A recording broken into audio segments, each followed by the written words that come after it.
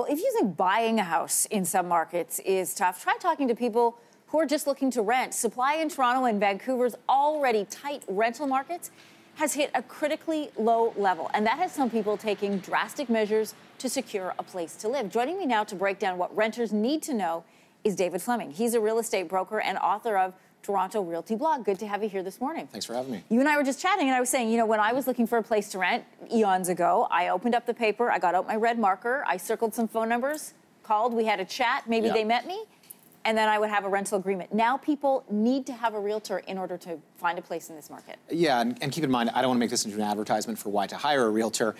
It doesn't cost the tenant anything, but really what it is about speed and it's about knowledge. So having a realtor work on your behalf, not only are they getting you in right away, which is necessary, but they're also walking you through the process because there's documentation that needs to be done. You know, just listening to the stories around our newsroom, people are now doing what they did to buy houses. They're writing letters. They're coming in with, like, you know, bully offers. Well, yeah, I mean, I think it just comes down to supply and demand. So if you have a unit that is not in demand and it's overpriced, it's not going to rent. But if you have something in downtown core that's priced well, say there's 4 or 5 people that are interested in making an offer, sooner or later you might say, what do I have to do to differentiate my offer from the rest? I might write a personal letter, I might have a guarantor, I might offer 3 months up front, or lo and behold, I might go over the list price. Okay, is that a last resort then, offer over asking? Yeah, I mean, ask some and they think it's a first resort. I mean, some people are making offers sight unseen. Now that sounds wild, but if you've seen, say, Unit 501 in a building and 1201 comes out, it's the same layout, you can say, I know what I'm getting into. I had a listing where I actually had people from Calgary, they made an offer sight unseen, they'd never even been in the building, and that was just because they were having so much trouble finding something, they resorted to that.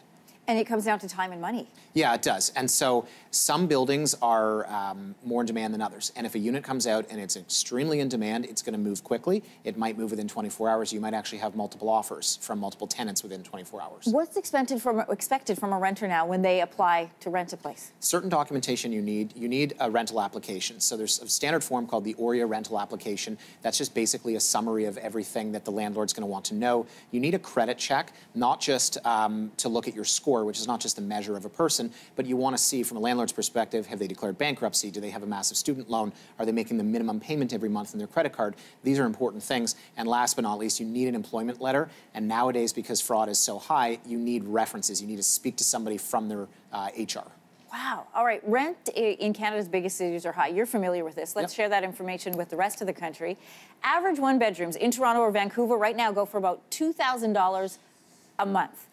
So tell me, David, what laws are in place to protect tenants and landlords raising those rents even higher than that? Because clearly the demand is there. People are paying mortgage prices for rent. Yeah, and so last year the Liberal government brought in some measures to control the rents. So in Ontario? In Ontario, yes. So it used to be buildings built up to 1991, they had rent controls, and all the condominiums, which is essentially 90% of the downtown core, we didn't have the same rules. So the Liberal government brought in a rent control. So if you're renting for a 1-year term, as soon as you're done that term, whether you're month to month or signing a new contract, you can only raise the rent. The landlord can only raise the rent by, I believe this year it's 1.8%, and that's always going to fluctuate up to, say, 2.5%. So if that tenant leaves, then the landlord's free to reset the rent, but effectively that tenant can stay as long as they want and have the minimum allowable increase. So then, David, what happens if, you know, they raise the rent by 1.8? This is the offering that's out there, but people come in because they want the place and come in at a higher and offer something higher. Well, if the tenant is still in place, then they can only raise it by the minimum. But if that tenant, say somebody signs a 1-year contract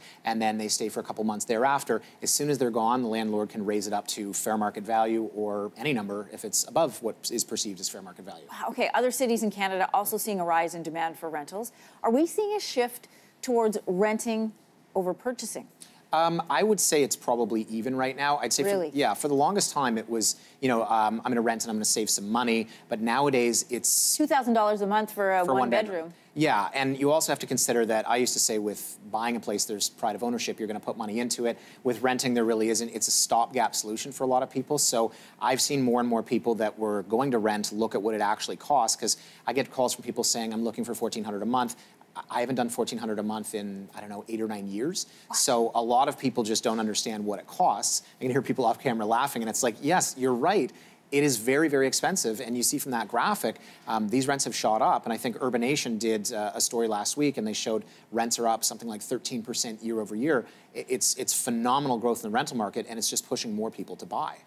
Just curiosity for people across the country, what does $2,000 a month get you in a one-bedroom apartment? What kind of amenities would be included with that? I've got a listing right now for lease that's $2,000 a month. It's a 492 square foot unit. It's less than 500 square feet. Yes, but it's in a new building, which is what everybody wants. So I always tell people, look for something a little bit older. Do you really care if there's granite counters or stainless steel appliances? You're there for a year, you're there for 2 years, it's a rental. People are so drawn in by the flash and the pizzazz, but at the end of the day, it's supply and demand. It's what the market commands. So if people want all that and there's demand for it, it just drives the prices up. I'm gonna rent out my garage. All right, David, thanks very much. Such interesting information. For sure. Thanks for having me.